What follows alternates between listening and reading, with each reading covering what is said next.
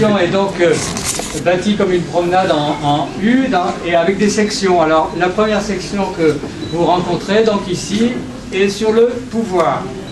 Alors, il y a toujours un commentaire général au mur qui donne le plan de l'accrochage à peu près et les idées de base.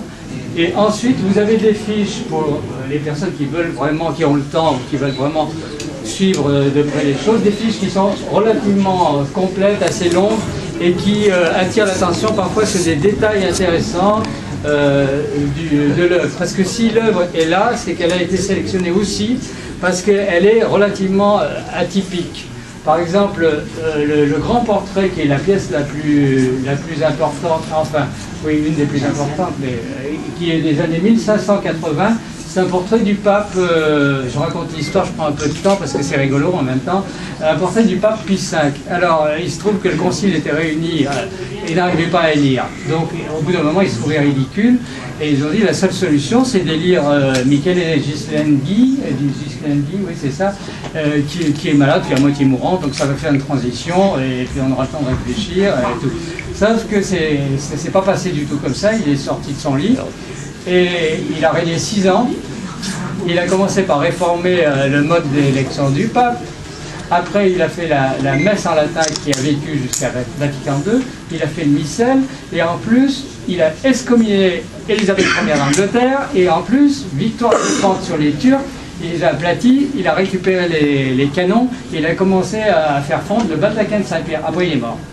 Terminé, tranquille. Donc, et alors, dans ce portrait, quel est le rapport avec cette histoire complètement folle? C'est que c'était un petit bonhomme, en fait, tout rabougri, qui faisait 40 kilos tout mouillé.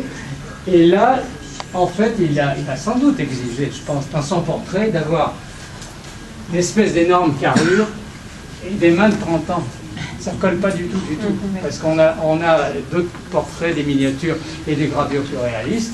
C'est un vieillard, complètement, et voilà. Mais par contre, son visage, il a un regard aigu, une vitalité extraordinaire. Et alors, quand vous regardez l'affiche, vous voyez qu'il était quand même grand inquisiteur avant d'être pape. Donc, tout se raccorde. Le portrait dit beaucoup de choses. Ensuite, vous avez un portrait somptueux d'Anne d'Autriche, et surtout pour le costume. Ce qui est intéressant, c'est qu'elle est entièrement tartinée de blanc, parce qu'à l'époque, il y avait une volonté de ressembler à des comédiens italiens qui se mettaient du fard blanc extrêmement épais. Ça n'a pas duré très longtemps. En Angleterre, ça a duré très longtemps. Et alors, dans la grande fiche générale, justement, on explique qu'il y a, dans cette petite histoire du pouvoir, une perte du costume.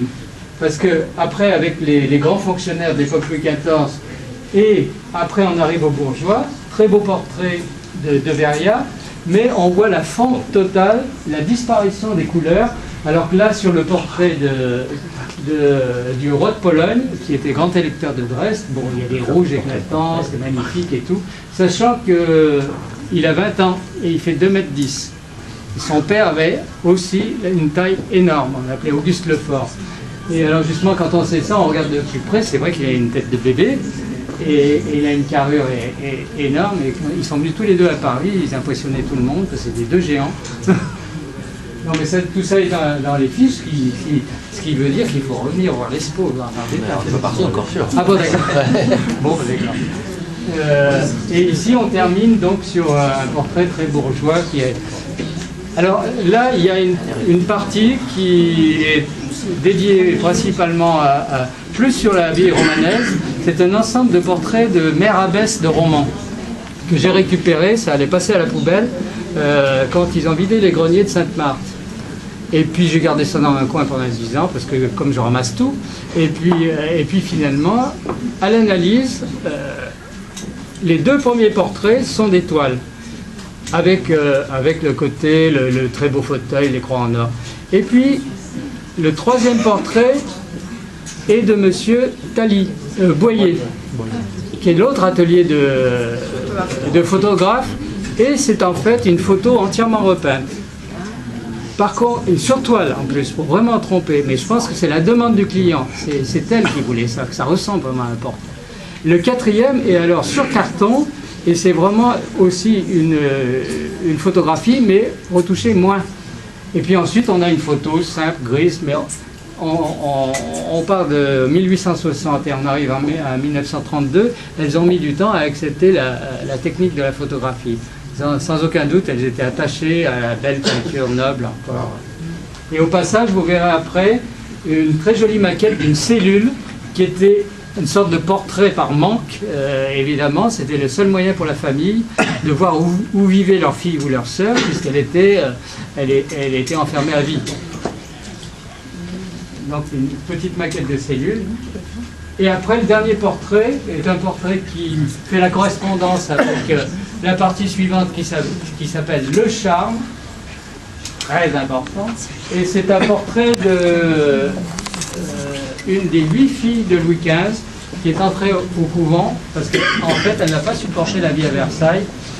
Et quand elle est revenue après son éducation en province à Versailles, la vie dissolue de son père, elle est rentrée au couvent pour se retirer. Mais on voit que c'est un portrait de qualité royale, et c'est vraiment un très beau portrait attribué à Natier. Voilà, on va passer sur le côté charme.